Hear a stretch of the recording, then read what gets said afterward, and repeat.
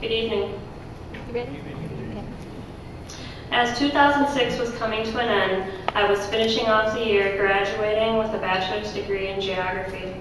I had a fair amount of natural resource experience under my belt from previous jobs and knew I wanted to continue with it. However, I also wanted to get out of Illinois for a more scenic view and gain some new experiences. Through job searching, I came across the Minnesota Conservation Corps. It seemed very intriguing with the variety of projects and unique opportunities it provided. With such a strong focus in natural resource management, I knew I couldn't pass this one up. So I applied for a position and I got accepted on one of the Rochester crews. So within a few weeks, I kept busy moving home from college, traveling to Rochester to find an apartment, and packing up my car to move to Minnesota in January. I remember January that year having much more snow than right now. I don't advise moving during the Minnesota winter. But soon the winter months melted away and we enjoyed sights such as this one on a daily basis. This is called Kings Bluff in Great River Bluff State Park outside Winona, where you can see a great view of the Mississippi River Valley. I learned quickly that over the course of my time with MCC, I would get to see some sights I probably never would have otherwise. The crew I was on was one of the 2 Rochester crews and one of the 17 crews throughout Minnesota that year. Our crew was essentially a state parks crew working closely with the area park specialists in various parks in the region. The 4 of us came from different backgrounds and experience levels, but we all shared the common aim of giving something new a try. Throughout much of the spring and part of the fall, we worked on prescribed controlled burns on state lands. This was done to control invasive species and encourage native plant species growth. Burning provided us with experience in effective communication and how everyone's safety depended on being on the same page. Most of our burns occurred on terrain more like this one. This is Queens Bluff in Great River Bluff State Park, which is a restricted scientific and natural area where you have to have a permit to step foot on it. Even if you're a DNR employee, you may not qualify for a permit. Luckily, we were allowed on it. We actually did a burn on this bluff side. We also did timber rattlesnake surveying. This species has experienced considerable decline from factors including poaching and pet trade.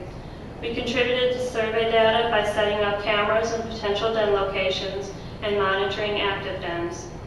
Knowing I was hanging around venomous snakes made my mom a bit nervous. Another common project our crew did included tree removal. This was done to restore a location to its natural habitat, reduce crowding, and remove hazard trees. This particular project involved removing diseased red oaks. The disease would travel through the root system, and all other trees in the area were removed as well so they wouldn't get the disease.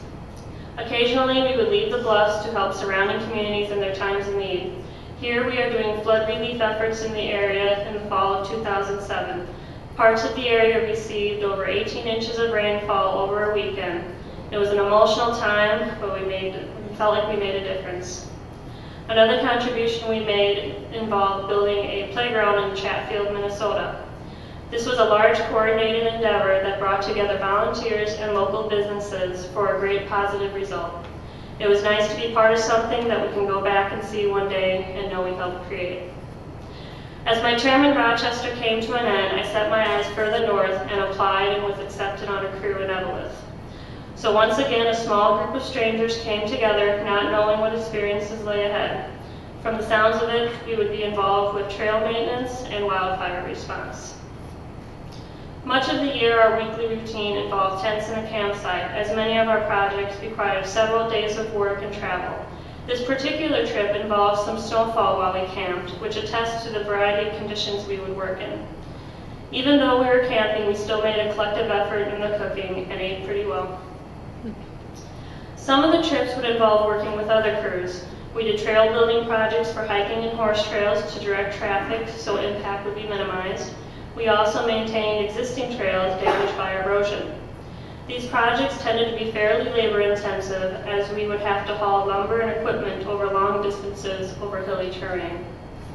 But at the end of a long workday, being able to sit around a campfire overlooking the lake sunset made it all worth it. We'd all be tired from working, but times around the campfire were some of the most memorable. Though we knew there'd be an early morning start and probably achy muscles, we knew the importance of unwinding and connecting. Our crew was lucky to be involved with a particular project for the state, forest inventory analysis. This involved going out to a given set of coordinates and inventorying the trees within a certain distance and recording data. Some sites could be driven to, others had to be hiked through dense forest, and sometimes on snowshoes. Many of the sites were in the boundary waters. Most of the time was spent in a canoe rather than the data collection itself. These FIA trips would involve a 2 to 5 day stay in the boundary waters and hike to sites few people have ventured. I'd say it's a pretty good deal to be paid to go to the boundary waters and take in the scenery. In the Northeast District, we also happened to do projects that gave back to the communities. Here we're in Grand Portage doing building restoration for the reservation on a building where council meetings are held. The neighboring building is a school that had worked on FIMCC the previous year. Several community members would come by throughout the project to show their appreciation. Another project brought me back to the boundary waters again.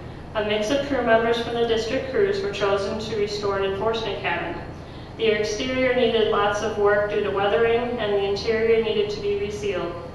There was a great sense of history from the inscriptions on the walls dating back to the 1920s. Almost exactly 5 years ago today, I began my MCC career in Rochester. It was one of my best decisions and one that provided me with memories I'll never forget. The work may have been tiring at times, but greatly rewarding. I saw places I may have missed out on otherwise, learned from people I've met along the way, and gained experiences I'll remember always. Thank you.